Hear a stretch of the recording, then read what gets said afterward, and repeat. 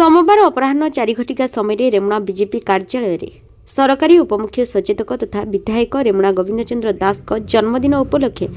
आसंता 10 तारिख रे कार्यालय रे हेबाकु थिबा विशाल रक्तदान शिविर प्रस्तुति बैठक अनुष्ठित हो जाइतिला।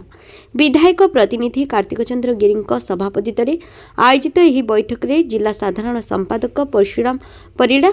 जिला उपसभापति सुकुमार दास,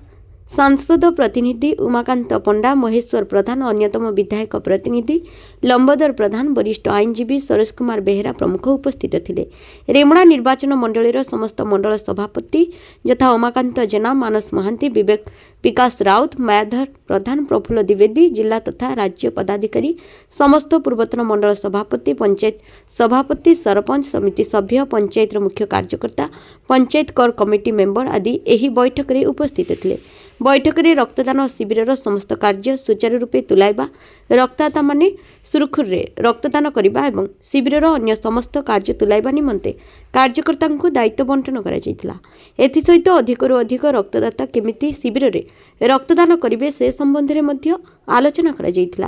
शेष में जिला युव मोर्चा उपसभापति नारायण महंत समस्त धन्यवाद जनाई सभा सांग करथिले।